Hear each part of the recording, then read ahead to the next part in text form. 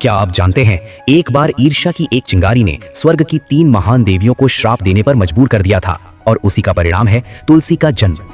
एक समय की बात है, वैकुंठ धाम में 3 दिव्य शक्तियां विराजमान थीं, माता सरस्वती, माता लक्ष्मी और मां गंगा। तीनों अपने अपने गुणों में अद्वितीय थीं, ज्ञान, धन और पवित्रता, तीनों ही सृष्टि के आधार। लेकिन एक दिन एक छोटा सा प्रश्न उठा, इन तीनों में सबसे अधिक महत्वपूर्ण कौन है?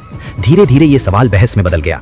तभी वहां पहुंचे नारद मुनि और अपने स्वभाव के अनुसार उन्होंने अलग अलग विचार रखकर इस चर्चा को और गहरा कर दिया।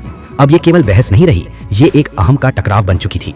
माता सरस्वती को महसूस होने लगा कि शायद उनका महत्व कम हो रहा है और भगवान विष्णु का झुकाव धन और पवित्रता की ओर बढ़ रहा है।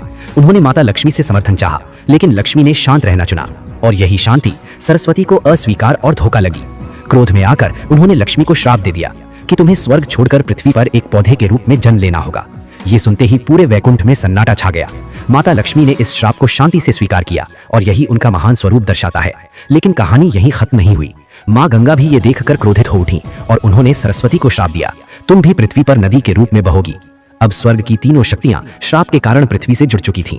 जब भगवान विष्णु को यह सब पता चला तो उन्होंने सबको समझाया, ज्ञान, धन और पवित्रता, ये तीनों मिलकर ही संसार को संतुलित रखते हैं। इनमें से कोई भी एक शक्ति अकेले पूर्ण नहीं है। उन्होंने माता लक्ष्मी को आशीर्वाद दिया कि उनका पृथ्वी पर जन्म तुलसी के रूप में होगा और वो सदैव पूजनीय रहेंगी। इसीलिए आज भी तुलसी को मां लक्ष्मी का रूप माना जाता है और हर घर में उसकी पूजा की जाती है। जहां ज्ञान है वहां सही दिशा है, जहां धन है वहां साधन है और जहां पवित्रता है वहां शांति है। इन तीनों का संतुलन ही सच्चा जीवन है। अगर आपको ऐसी रहस्यमयी और ज्ञानवर्धक कहानियां पसंद हैं, तो अभी वीडियो को लाइक करें और ऐसे ही अद्भुत रहस्यों के लिए चैनल को सब्सक्राइब जरूर करें और कमेंट में लिखना मत भूलिए। जय श्री हरि विष्णु।